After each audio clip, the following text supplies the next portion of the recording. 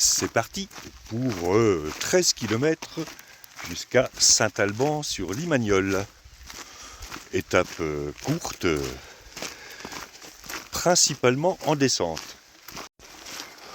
Aujourd'hui, on va quitter la Haute-Loire pour passer en Lozère.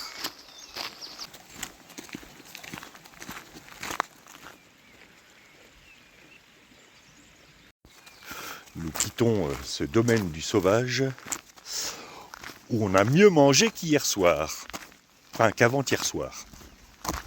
Je commence déjà à perdre la notion du temps.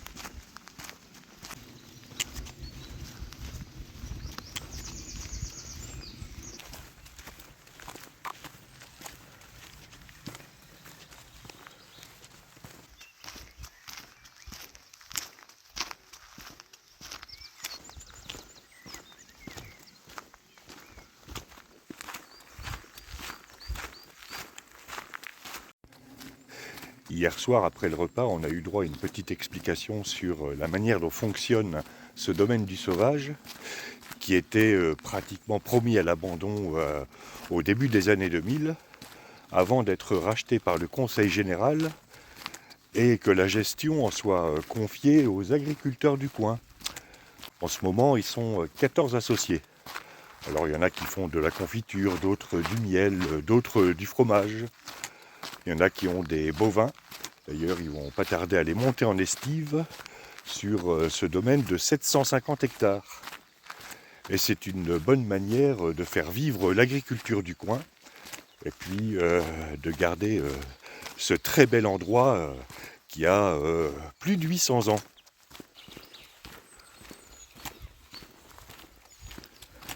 Ah, on va passer sur un obstacle à bétail.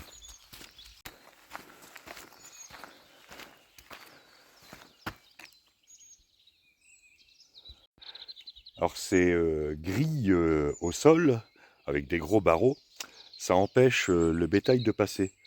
Parce que ils ne peuvent pas marcher sur des barreaux tout ronds comme ça. Alors ça évite de mettre des barrières et ça laisse passer les véhicules.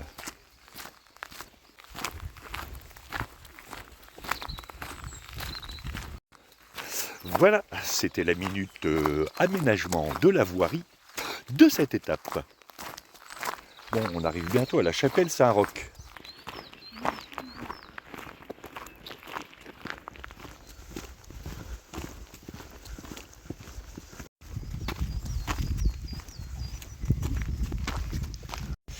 Voilà, on va faire une petite pause à la fontaine Saint-Roch. Une fontaine miraculeuse qui guérit de la gueule de bois. Ça c'est bien.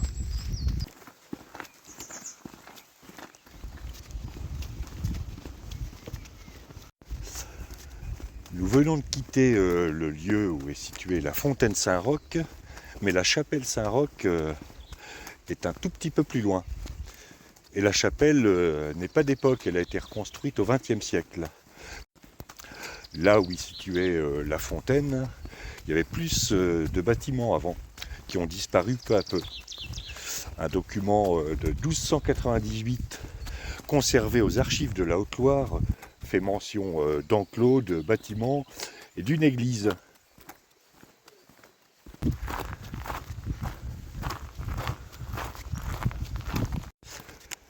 Et nous allons quitter la Haute-Loire pour entrer en Lozère.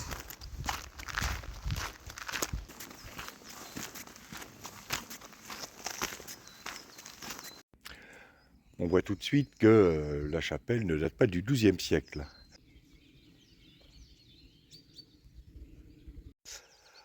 On va faire un petit point géographie. Alors, nous sommes partis d'ici. On a fait une première étape ici, la deuxième ici, la troisième ici. Hier soir, on était là avant la chapelle Saint-Roch. Le pâté, c'est là à Chanaley qu'il faut l'acheter. Et donc ce soir, on va à Saint-Alban. Demain, on va au Mont-Aubrac. Après-demain, Nasbinal, elle va être plus longue. Ensuite, on va descendre du plateau de l'Aubrac pour aller à Saint-Chély-d'Aubrac, Saint-Côme-d'Olt. Et là, on va descendre dans la vallée du Lot, qu'on va suivre jusqu'à Estaing, Espérac, juste avant Sénergues. Et ensuite 12 km jusqu'à Conques. Et ensuite, il nous restera un peu de chemin.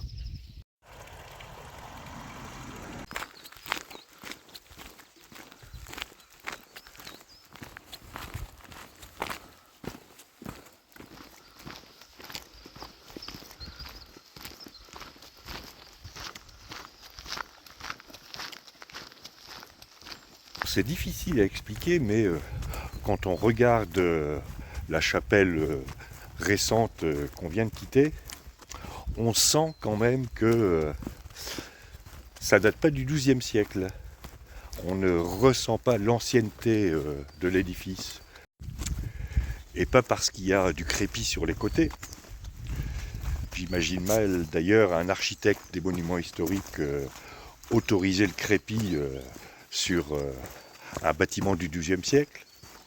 Quoique, hein, faut s'attendre à tout de nos jours. Non, on sent que c'est récent. Les traces sur les pierres sont trop parfaites. Et il y a toujours ce sentiment indéfinissable qu'on a affaire à un bâtiment moderne. Quand bien même on ne le saurait pas.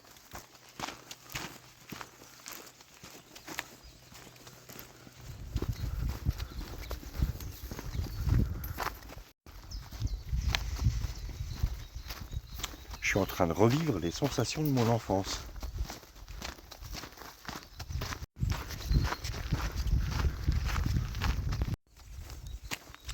Enfin, tu dis ça parce que tu as 12 ans d'âge mental.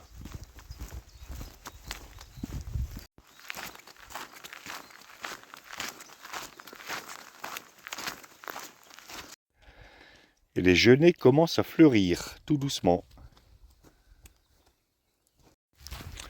Genêts, à l'origine du nom des Plantagenets, la dynastie anglaise qui nous a embêtés pendant 116 ans, 4 mois et 15 jours, et plus d'ailleurs, avant la guerre de 100 ans.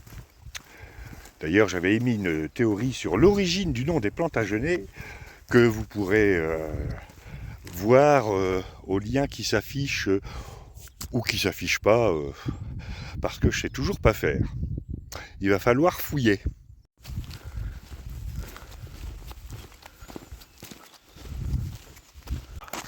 Et comme la théorie que j'avais émise n'a toujours pas été contestée à ce jour par aucun historien, je considère qu'elle est juste. Voilà, c'est comme ça. Moi aussi, je peux en faire plein de théories sur l'histoire.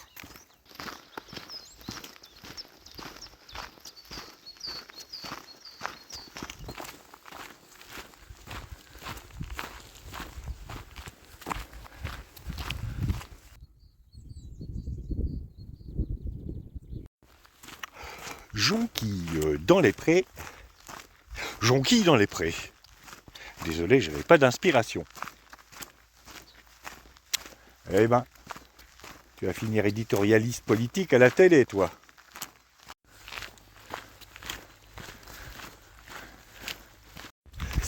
J'ai l'impression qu'on est en mode promenade du dimanche.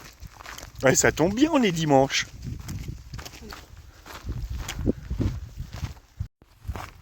Dimanche. Ah mince. J'ai raté la messe. Oui, Seigneur, mais bon, je suis en pèlerinage jusqu'à Compostelle, donc on peut pas tout faire non plus. Hein. On peut pas avoir le beurre, l'argent du beurre et Marie-Madeleine avec.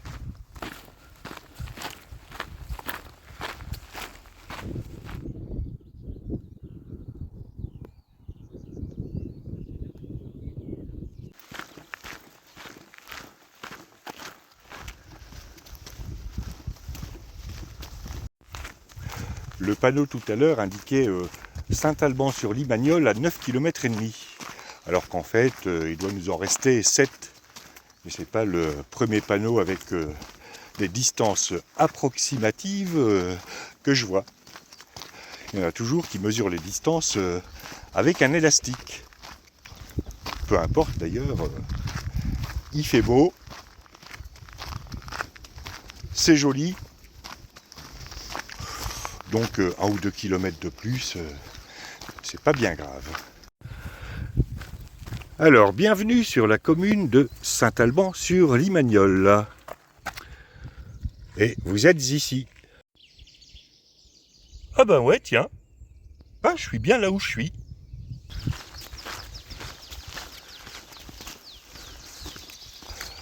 Petite illustration sur ce que je disais à propos des distances marquées sur les panneaux. Ici, le panneau indiquait 7 km et demi. Ça veut dire qu'on aurait fait 2 km en un peu plus d'une minute. Ah, on est bon quand même. Ah, une côte.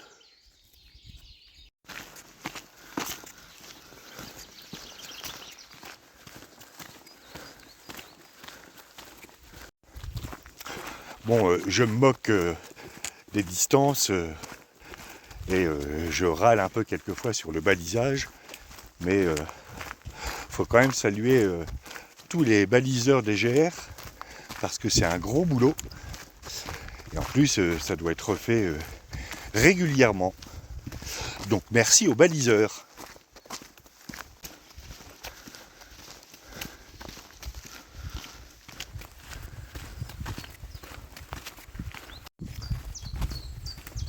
Vous aurez certainement remarqué que la vidéo d'aujourd'hui est quelque peu décousue. Eh bien, vu la brièveté de l'étape, je n'allais pas commencer cette série sur les Templiers aujourd'hui. Ouais, en fait, c'est surtout que tu n'as rien révisé hier soir. Bon, enfin bon, hier soir c'était ou révision sur les Templiers, ou soupe rôti de porc avec des patates cuites dans le saindoux et riz au lait. Quelle option croyez-vous que j'ai prise ?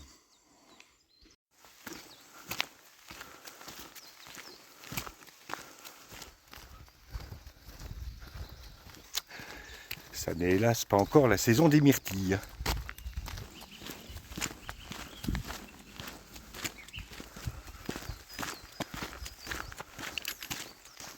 On a passé la seule difficulté de l'étape, qui était cette petite côte toute gentille dans les bois.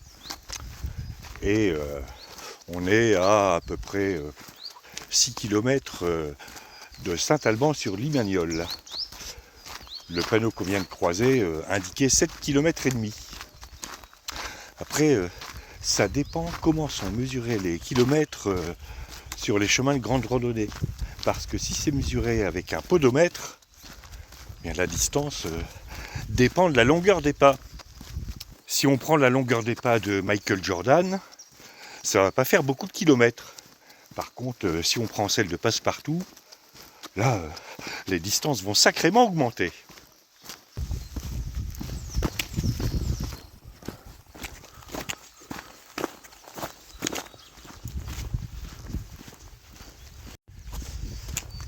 Voilà, nous sommes sortis des bois au cours de cette descente sur Saint-Alban-sur-Limagnole. Et il doit nous rester 4 km à faire. On aperçoit là-bas les premières maisons de Saint-Alban-sur-Limagnole, qui est en grande partie dans un creux. Ce qui veut dire que comme on va en face demain, il faudra remonter.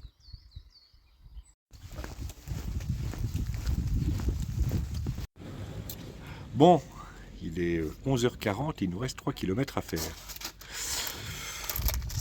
On en a profité pour faire une pause chips et café, super diététique, auprès du Burger Ultreya, qui est un food truck 3 km avant Saint-Alban-sur-Limagnole. Bien, après cette pause café. Il est temps de repartir, il nous reste 3 km à faire.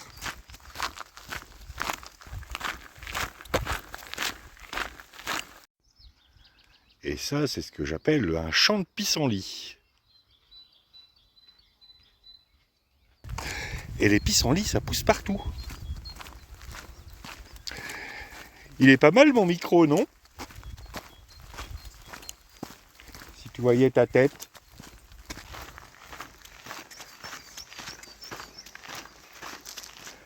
Voilà, nous arrivons à Saint-Alban-sur-Limagnole.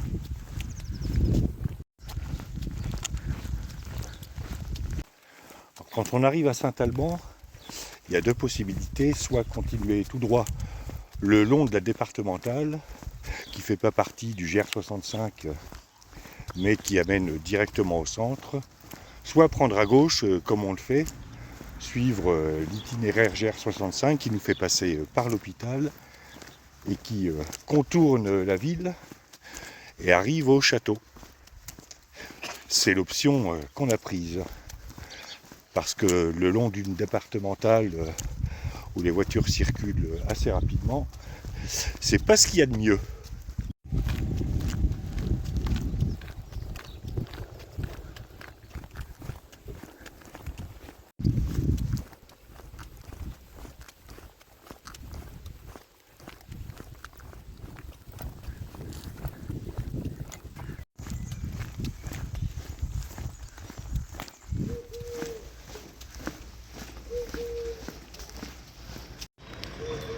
Bon, c'est là qu'on va. Donc plus que 60 mètres. Fin de cette étape qui a été très tranquille. Demain, à peu près 16 km jusqu'à Aumont-Brac. On est dans une toute petite chambre pour deux, mais qui a l'air très sympa. Je vous dis à demain pour de nouvelles aventures.